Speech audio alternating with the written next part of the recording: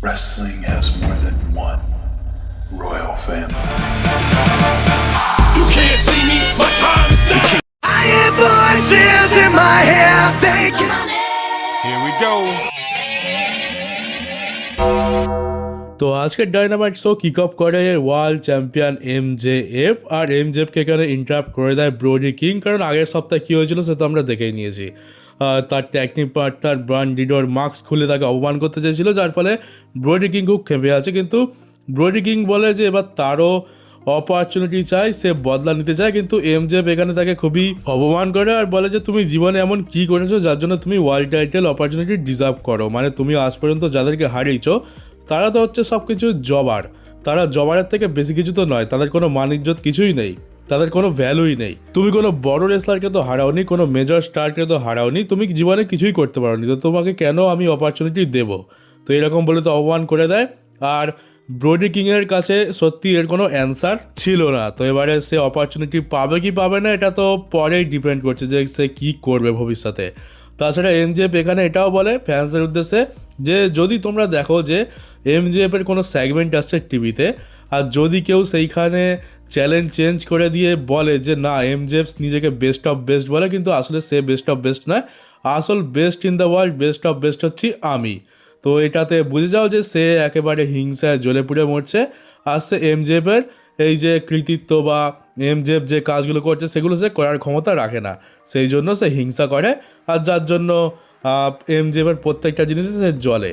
এবার এটা কার ওপরে শট নিল বুঝতে তো পারছি না ঠিক, মনে তো হচ্ছে যে WWE-কে উদ্দেশ্য করে বলছে।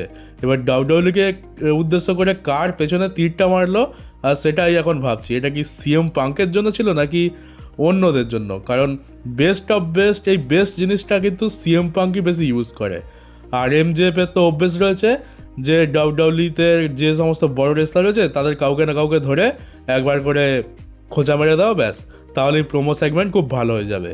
আর এটা নিয়ে বেশ কদিন চর্চাও হবে, তো মনে হচ্ছে আবার সেরকমই কিছু একটা করে দিয়েছে। আর আজকে স্পিড বলের সাথে সামাজের ম্যাচ ছিল, সামাজের চ্যাম্পিয়নশিপ তো লুটে গেছে হবস চলে যাওয়ার ফলে কলিউশনের সাথে। হ্যাংম্যান পেজ আর স্পিড জেটের টিম তাদের চ্যাম্পিয়নশিপ নিয়ে নিয়েছে। এবার সেই জন্যই সামাজের সাথে ম্যাচ ছিল, যেখানে সিবাটার সাহায্য নিয়ে সামাজও এখানে মাসাল বাস্টার লাগিয়ে দেয় স্পিড বলকে, আর এই ম্যাচটা জিতে নেয়। আর আজকের কেনি ওমেগার সাথে জস আলেকজান্ডারের ম্যাচ ছিল, আর এখানে সঙ্গে ছিল ডন ক্যালিস যে কমেন্ট্রিতে ছিল। এবারে ডন ক্যালিস তো আগের সপ্তাহে বলেছিল যে ওয়ার্ল্ড টাইটেল তো পরে হবে, আগে তুমি আমার সাথে ঝামেলাটা তো মিটিয়ে নাও। তো আজকে সেই ঝামেলাটাই মিটাচ্ছিল। একটা খুবই দারুণ হার্ড হিটিং ম্যাচ হয়, এখানে জস আলেকজান্ডারের পারফরমেন্স খুবই ভালো ছিল। কেনি ওমেগা জস আলেকজান্ডারের সাথে সাথে ডন ক্যালিসের উপরেও অ্যাটাক করার চেষ্টা করে, কারণ টাকলা বহুত ঝামেলা পাকায় রিং সাইডে। আর শেষ পর্যন্ত এখানে কেনি ওমেগা জস আলেকজান্ডারকে হারিয়ে দেয়। তারপর একটা প্রোমো কাট করে বলে যে আমি এতদিন মানে এখন আমি সব থেকে বেস্ট ফিল করছি, এত বছরেও আমি এত ভালো ফিল কখনো করিনি, আমি একেবারে রেডি। আর ডন ক্যালিস ফ্যামিলিতে এমন একজনও নেই যে কেনি ওমেগাকে হারানোর ক্ষমতা রাখে, এটা সে বলে দেয়। এবার যদি এখানে এই রাইভালরিটা এন্ড হয়ে গিয়ে থাকে তাহলে কেনি ওমেগা যাবে ওয়ার্ল্ড টাইটেলের দিকে, মানে MJF-এর দিকে। কিন্তু যদি এখনও ডন ক্যালিসের ইচ্ছা না মিটে থাকে তাহলে এটা আমরা কন্টিনিউ হতে দেখতে পাবো। আর যেভাবে বললো যে ডন ক্যালিস ফ্যামিলিতে একজনও নেই যে তাকে হারাতে পারে, তো মনে তো হচ্ছে এবার এক এক করে সবার সাথেই ম্যাচ হতে পারে। কেনি ওমেগা ভার্সেস ডন ক্যালিস ফ্যামিলির একটা সিরিজ আমরা দেখতে পাবো। তবে যতটুকু জানি তো কেনি ওমেগাকে তো কাজুজিকা ওকাটা হারিয়েছে, আর সেও তো ডন ক্যালিস ফ্যামিলিরই আন্ডারে রয়েছে। তবে কেনি ওমেগা হয়তো এটা বলছে যে এই মুহূর্তে আমি যে শেপে রয়েছি, যে অবস্থায় রয়েছি, আমাকে কেউ ডন ক্যালিস ফ্যামিলির হারাতে পারবে না। হয়তো সেটাই হবে, নাহলে ফ্যাক্ট অনুযায়ী দেখতে গেলে কেনি ওমেগাকে তো হারানো হয়েছে এর আগে। আর তারপর একটা অনেক বড় ম্যাচ আছে যেটাতে স্টিপুলেশনও ছিল, যেটা ছিল ডন ক্যালিস ফ্যামিলি ভার্সেস ডেথ রেডার।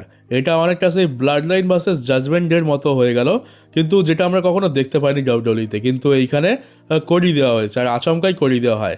তো ম্যাচ তো ডেফিনেটলি খুবই ভালো ছিল। ডিন অ্যামব্রোস বহুত মার খায়, পেরেকের ইউজ হয় এখানে, তারপরে আমরা চেয়ার টেবিল কাঁটা তার সব কিছুর ইউজ দেখতে পাই। আর ডেথ রেডার কিন্তু আজকের খুব ভালোভাবে লড়েছে, অন্য সময় এদের মধ্যে একটু প্রবলেম থাকে, কিন্তু আজকের এমনটা দেখে মনে হবে যে ডেথ রেডার ডিন অ্যামব্রোসের সাথে সাথে নাকি ফেস টার্ন করে যাচ্ছে, এরকমটাই তো মনে হচ্ছে। যে আমরা তো ভাবছিলাম যে এই হয়ে যাবে ওই হয়ে যাবে, ডিন অ্যামব্রোস তো গেল, কিন্তু গল্প তো মনে হচ্ছে একটু অন্যদিকে চলে যাচ্ছে। এখানে ডিন অ্যামব্রোসের সাথে সাথে হয়তো ডেথ রেডারও চেঞ্জ হয়ে যাচ্ছে, এমনটা মনে তো হয়। এই ম্যাচের মধ্যে মার্টিনা স্যাফেয়ারও চলে আসে, সেও এসে অ্যাটাক করে সবার উপরে, আর শেষ পর্যন্ত এখানে ডেথ রেডারের টিম জিতে যায়। আর খুবই এন্ডিংটা তো খুবই ভালো ছিল।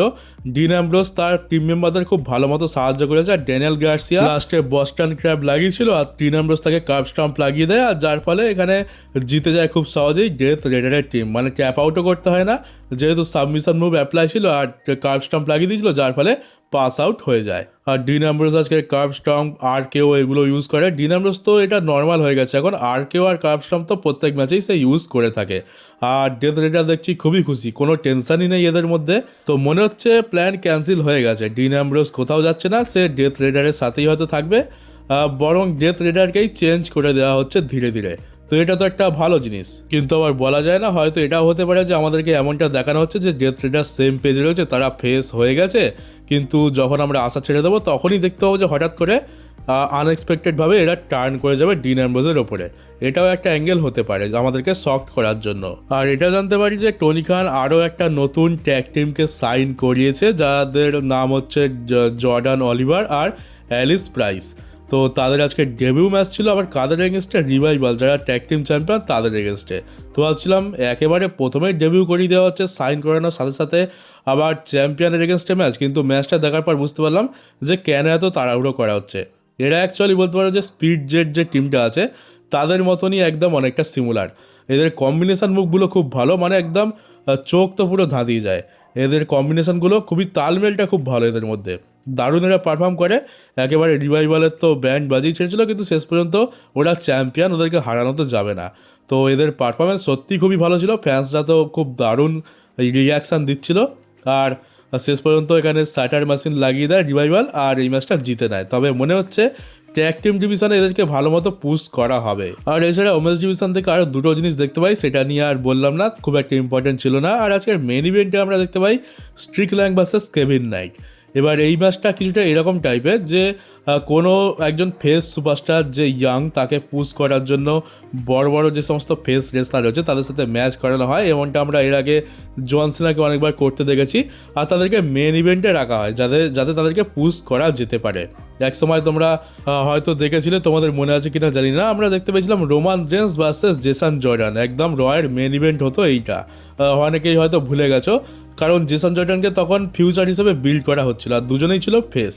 তো কিছুটা সেরকম টাইপেরই স্ট্রিকল্যান্ডকে দিয়ে কেভিন নাইটকে মানে একটু বিল্ড করা হচ্ছে অ্যাকচুয়ালি, কারণ কেভিন নাইটের মধ্যে ট্যালেন্ট আছে। আর আমরা বেশ কিছু সময় ধরে দেখছি যে টনি খান তাকে মেন ইভেন্ট স্পট এনে পুশ করতে চায়, তাকে একজন বড় সিঙ্গেল স্টার বানাতে চায়। তো সেই জন্য এই ম্যাচটা ছিল। পারফরমেন্স এখানে খুব ভালো হয়, ম্যাচটা খুবই দারুণ লেভেলে যায়। স্ট্রিকল্যান্ড এখানে খুব ভালো পারফর্ম তো সবসময় দিয়ে থাকে, আর এটা ছিল কেভিন নাইটের পরীক্ষার ম্যাচ আসলে, এখানে তাকেই পারফর্ম করতে হতো, আর সে খুব ভালো পারফর্ম করেছে। আর শেষ পর্যন্ত এই ম্যাচটা স্ট্রিকল্যান্ডই জিতে যায়। আর এটা অবশ্যই আমরা জানতাম যে স্ট্রিকল্যান্ড এখন অনেক হাই লেভেলে রয়েছে, তাকে তো এত সহজে কেভিন নাইট হারাবে না। কেভিন নাইটের এখন স্ট্রাগেলের সময়, সে স্ট্রাগেল করে করে বড় স্টার হোক, তারপরে গিয়ে না হয় আসল কাজগুলো করবে।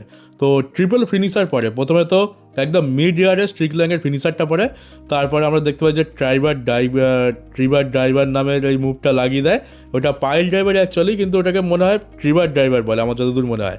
তারপর আরেকটা ফিনিশার লাগায়, আর ট্রিপল ফিনিশার পড়ার পর ফাইনালি এখানে কেভিন নাইটকে পিন করে দেওয়া হয়। তো এইভাবেও বড় দেখানো হয়েছে, কারণ চাইলে একটা ফিনিশার দিয়েও তাকে পিন করে দিতে পারতো, কিন্তু তিনটে ফিনিশার পরপর দিয়ে তারপর পিন করা হয়েছে। তো সেই হিসাবে কেভিন নাইটকে একটু বড় দেখানোর চেষ্টা করা হয়েছে যে দেখো, যাতা রেসলার নয়, একে একটা ফিনিশারে কাজ হবে না, মোটামুটি দুটো তিনটে তো দিতে হবে। আর এই মেন ইভেন্টটা কিন্তু এখানে এমজেএফ খুব মন দিয়ে দেখছে, কারণ যেখানেই যা হচ্ছে সব কিছু এমজেএফের ওপরই যাচ্ছে। ওইদিকে কেনি ওমেগা এমজেএফের পেছনে আসছে, সামোয়া জো রয়েছে, হ্যাংম্যান পেজ স্ট্রিকল্যান্ডও রয়েছে, তার উপরে আমরা ব্রোডি কিংকেও দেখতে পাচ্ছি, যাকে অপরচুনিটি দিতে চায় না, কিন্তু বলা যায় না, হয়তো সেও কোনোভাবে জোগাড় করে নিতে পারে কিছু একটা। আর কেভিন নাইটকে যেভাবে মেন ইভেন্ট স্পটে পুশ করা হচ্ছে, হয়তো একেও কদিন পর অপরচুনিটি দেওয়া হবে। তো যে দিক দিয়ে দেখো, সব দিক দিয়ে কিন্তু এমজেএফের প্রতিদ্বন্দ্বী রেডি হয়ে রয়েছে। অনেকগুলো প্রতিদ্বন্দ্বী এখানে আমরা দেখতে পাচ্ছি। তো এই হয়ে গেল আজকে ডায়নামাইটের শো। আজকে ডায়নামাইটের শোতে আমরা বেশ ভালো ভালো ম্যাচেস দেখতে পাচ্ছি, মানে পুরো পয়সা আসল ম্যাচ। বিশেষ করে ডেথ রেডার ভার্সেস ডন ক্যালিস ফ্যামিলির ম্যাচটা, ওরকম স্টিপুলেশনওয়ালা ম্যাচ উইকলি শোতে খুব কমই দেখা যায়, কিন্তু AEW প্রায় 1-2 সপ্তাহ ছাড়া ছাড়া করিয়ে থাকে এরকম। আর তাছাড়া কেনি ওমেগার ম্যাচ আর এই কেভিন নাইটের ম্যাচটা তো খুবই দারুণই ছিল। আর ট্যাগ টিম ডিভিশনও আজকে নিরাশ করেনি আমাদেরকে। তো চলো, এই ছিল আজকে ডায়নামাইটের শো। কেমন লাগলো তোমাদের কমেন্ট বক্সে অবশ্যই জানিও। নতুন হয়ে থাকলে চ্যানেলটাকে সাবস্ক্রাইব করে নোটিফিকেশন বেলটিকে অন করে দিও, আর পারলে ভিডিওটাকে শেয়ারও করে দিও। তো চলো, এবার দেখা হচ্ছে পরবর্তী একটা নিউজ ভিডিওতে।